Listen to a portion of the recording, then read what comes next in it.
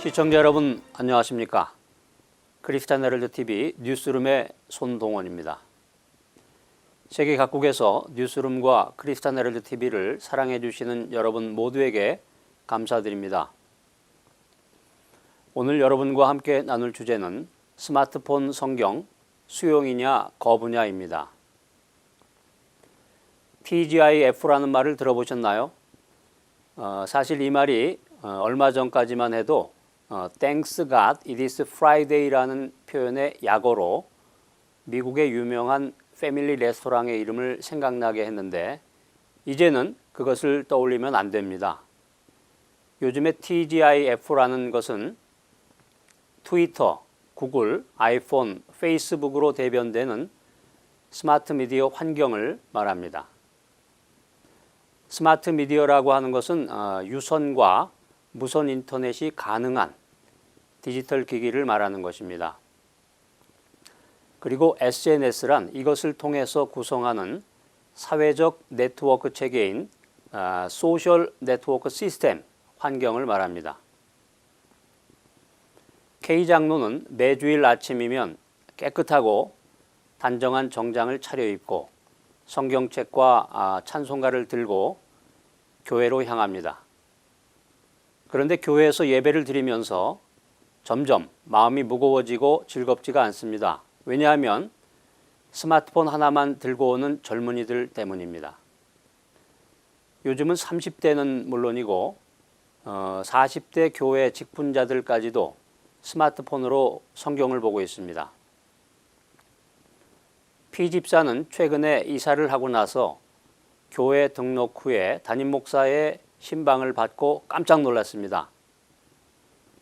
신방으로 온 담임 목사가 성경 찬송가를 지참하지 않고 태블릿 PC 하나만을 들고 왔기 때문입니다.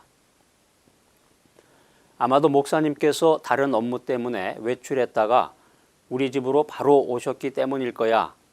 이런 생각으로 잠시 마음의 위안을 가졌는데 사실은 그게 아니었습니다. 함께 찾아온 신방 대원들과 교회에서 만나서 함께 왔다고 말합니다. 담임 목사는 태블릿 PC로 찬송과 성경을 찾아보면서 신방 예배를 진행했습니다. 스마트폰용 성경 찬송 애플리케이션을 이용해서 예배를 드리는 성도들이 급격히 증가하면서 어느 교회에서든지 스마트폰을 꺼내서 성경을 찾아보는 모습은 이제 낯설지가 않습니다. 그러나 아직도 못마땅해하는 불편한 시선들도 많습니다. 반대하는 사람들은 스마트폰으로 쇼핑도 하고 영화도 보고 또 게임도 하고 또 누군가를 비난하고 음란물을 시청하는 등 개인이 갖고 있는 사용자 경험이 스마트폰을 통해서 교회 안으로 침투할 때 예배에 온전하게 집중하는 흐름을 방해한다고 말합니다. 그래서 예배 시간에는 스마트폰을 자제해야 한다고 주장하고 있습니다. 한편 찬송하는 사람들은 예배의 경건성은 어떻게 하나님을 찬양하고 경배할 수 있는가 하는 것이 중요한 것이지 어떤 종류의 성경을 지참했는가는 중요하지 않다고 말하면서 예배 시간에 스마트폰으로 성경을 보는 것은 예배의 일상이 되어야 한다고 주장하고 있습니다. 스마트폰 성경 수용이냐 거부냐? 지금 교회는 고민 중에 있습니다. 먼저 반대 의견을 들어보겠습니다. 현재 대부분의 교회는 예배당 전면에 대형 스크린이 있고 설교가 본당과 각 부속실로 실시간으로 중계되고 있으며 성경책과 찬송가는 화면 자막으로 제공되는 시스템을 갖추고 있습니다. A 목사는 이런 시각 중심의 예배가 예배의 본질인 하나님과의 소통을 위한 것인지 아니면 성도들의 편의를 위한 것인지를 먼저 물어야 한다고 지적하면서 어느 순간부터 미디어가 예배의 본질이 아닌 성도들의 편의를 위해서 사용되기 시작했다는 문제점을 제기하고 있습니다. 이것은 교회가 미디어를 예식의 일부가 아닌 편의의 도구로 받아들였기 때문이라는 것입니다. 스마트폰이 예배를 드릴 때 성경을 쉽게 찾아볼 수 있고 메모와 녹음이 가능할 뿐 아니라 언제든지 기록한 내용을 다시 찾아볼 수 있는 편리한 도구인 것은 사실이지만 하나님과의 소통보다는 개인의 편의를 우선하는 것은 다시 생각해 봐야 하는 문제라는 것이 반대하는 사람들의 주장입니다. 교회가 편의를 넘어서 하나님과의 소통을 위한 예식을 지키고 그것을 잘 갖고 나갈 때 급변하는 미디어 환경 속에서도 흔들리지 않는 예배의 터전을 세워나갈 수 있을 것입니다. 스마트폰 성경, 수용이냐 거부냐, 지금 교회는 고민 중에 있습니다. 계속해서 찬성 의견을 들어보겠습니다. 스마트폰 예배가 이제 예배의 일상이 되었습니다.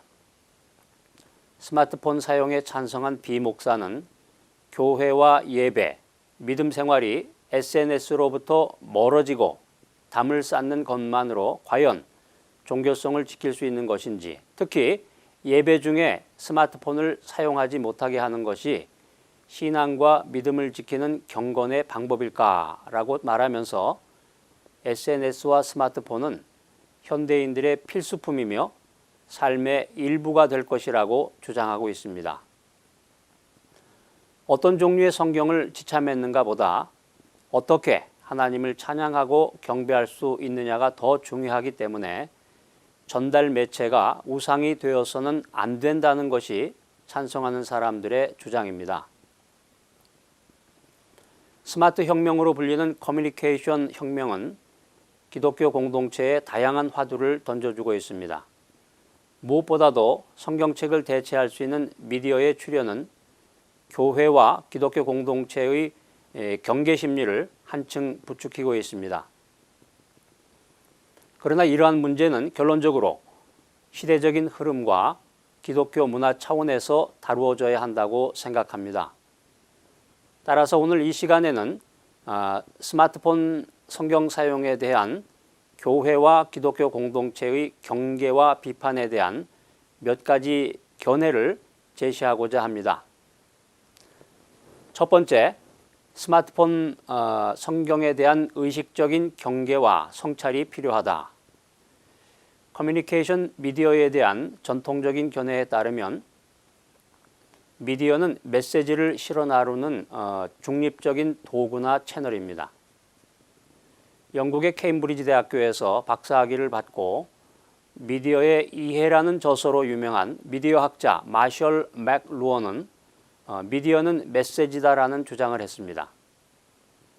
미디어의 구조가 메시지의 성격을 규정한다는 이론에 따르면 문자나 인쇄 미디어인 성경책은 선형적 사고로 말씀을 이해하게 하지만 전자미디어인 스마트폰 성경은 비선형적 사고로 말씀을 대하게 만듭니다. 선형적 사고방식이란 현존하는 정보를 이성적으로 판단하게 해주는 것이고 비선형적인 사고방식은 한 번에 많은 정보가 통찰력과 상상력을 통해서 새로운 정보로 형성되도록 도와주는 것입니다. 따라서 인간이 능동적이고 또 창의적인 사고를 하기 위해서는 선형적인 사고방식과 또 비선형적인 사고방식이 모두 필요한 것입니다. 사람의 뇌에서 좌뇌는 선형적인 사고방식을 하고 또 우뇌는 비선형적인 사고방식을 하도록 창조되었습니다. 세계적인 IT 미래학자이자 인터넷의 아버지로 불리는 니콜라스 칸은 생각하지 않는 사람들이란 책에서 하이퍼텍스트로 연결된 전자미디어는 속독이나 훑어보기 또 멀티태스킹을 가능하게 하지만 깊이 있는 읽기나 성찰할 수 있는 능력을 상실하게 만든다고 주장했습니다. 스마트폰 성경의 결정적인 단점은 말씀의 온전성을 훼손하고 원하는 말씀만으로 구성된 구멍난 복음을 북막하도록 만드는 데 있습니다. 그러나 이러한 위험성에 대한 의식적인 경계와 성찰이 있다면 새로운 형태의 미디어로 다가온 스마트폰 성경은 현대인들에게 기술 문명이 가져다 준 귀한 선물이 될 수 있을 것입니다. 두 번째, 스마트폰 성경은 성경책을 대체하는 미디어가 아니라 확장하는 미디어로 활용되어야 한다. 15세기에 인류 문명사에 있어서 3대 혁명으로 불리는 인쇄혁명을 일으킨 독일의 요하네스 구텐베르크가 성경을 인쇄한 주인공입니다. 구텐베르크는 고딕 활자를 사용해서 라틴어 성경인 구텐베르크 성경을 인쇄해서 마침내 인쇄된 책의 시대를 열었습니다. 인쇄술과 전기의 발명과 같이 혁명적이었던 기술들이 일상생활에서 익숙하게 된 것처럼 이제 새로운 디지털 기술은 우리 모두의 생활에 자연스럽게 스며들고 있습니다. 처음에는 디지털 기술이 거북하게 느껴졌지만 이제는 익숙한 것으로 변모하고 있고 미디어는 자연스러운 삶의 환경이 되었습니다. 미디어가 환경이 된다는 것은 곧 인간의 문화가 된다는 의미입니다. 따라서 커뮤니케이션 혁명의 과도기를 지나고 있는 교회와 또 기독교 공동체는 이 미디어 문제를 기술의 변화라기보다는 문화의 변화로 접근할 필요가 있습니다. 이러한 측면에서 새로운 미디어를 보는 관점은 대체가 아니라 확장입니다. 왜냐하면 커뮤니케이션 미디어는 과거의 미디어를 완전히 대체한다기보다는 확장해가는 형태로 발달해 가고 있기 때문입니다. 예를 들자면 음성 지원이라든가 화면 크기 조절 등의 추가적 기능이 포함된 스마트폰 성경은 장애인이나 노년층까지도 손쉽게 성경을 읽고 또 들을 수 있는 기회를 공평하게 제공한다는 측면에서 아주 유용한 미디어로 부각되고 있습니다. 따라서 스마트폰 성경은 성경책을 대체하는 미디어가 아니라 확장하는 미디어로 적극적으로 활용되어야 한다는 전문가들의 주장들이 많아지고 있습니다. 세 번째, 효율성을 기준으로 무비판적으로 스마트폰 성경 기술을 숭배하면 큰 문제가 된다. 기독교 미디어 생태학자인 자크 엘룰은 기술 사회에서 효율성 패러다임이 도덕적인 주장이나 논의를 부적절한 것으로 만들고 또 비인간화를 초래했다고 주장하고 있습니다. 이것은 기술 자체라기보다는 효율성을 기준으로 한 무비판적인 기술 숭배가 문제라는 것입니다. 예를 들어서 편리성의 차원만을 고려해서 성경책 대신에 스마트폰 성경을 사용한다면 부정적인 결과를 초래할 수 있습니다. 엘룰은 인간이 효율성 패러다임에서 벗어날 수 있는 유일한 방법은 하나님의 자유 안에서 새로운 존재가 되는 것이라고 역설하고 있습니다. 이러한 생각은 교회와 기독교 공동체에서 새로운 미디어를 수용하는 문제가 기술적 효율성이 아닌 보다 높은 수준의 기독교 윤리를 요청하고 있다는 사실을 우리들에게 일깨워 줍니다. 이처럼 새로운 미디어의 활용은 믿음에 의한 선택과 유보의 문제일 수 있고 그 기준은 문화적 적절성이 돼야 하는 것입니다. 문화적 적절성이라는 기준을 고린도전서 8장에 나타난 초대교회의 문제로 해석해 보면 당시에 우상숭배가 성행하던 상황 속에서 기독교 공동체 안에서는 고기를 먹어야 하느냐 먹지 말아야 하느냐의 문제로 갈등이 생겼습니다. 왜냐하면 고기는 우상을 숭배하는 제단 근처의 시장에서 팔았고 좋은 고기일수록 제단 위에 들여졌던 고기일 것이라는 생각을 많은 사람들이 했던 시대였기 때문입니다. 이때 바울이 권유했던 것은 고기가 설령 제물로 바쳐진 고기가 아니라고 하더라도 믿음이 약한 사람들이 실족할 수 있다면 차라리 고기를 먹지 않는 것이 옳다는 것입니다. 그리고 이것이야말로 믿음의 사람들이 누릴 수 있는 진정한 자유라고 사도 바울은 선포하고 있습니다. 이러한 초대교회의 뛰어난 지혜를 스마트폰 성경 사용의 문제에 적용한다면 지금 우리가 속해 있는 교회와 믿음의 공동체에서 예배 시간에 스마트폰 성경을 사용하는 것이 과연 평안을 도모하고 있는 것인가를 숙고해 보아야 할 것입니다. 소극적인 차원에서 새로운 미디어의 수용과 거부를 논하기보다는 적극적인 믿음의 차원에서 선택과 유보의 자유를 누릴 수 있는 지혜가 필요한 시점이라고 생각됩니다.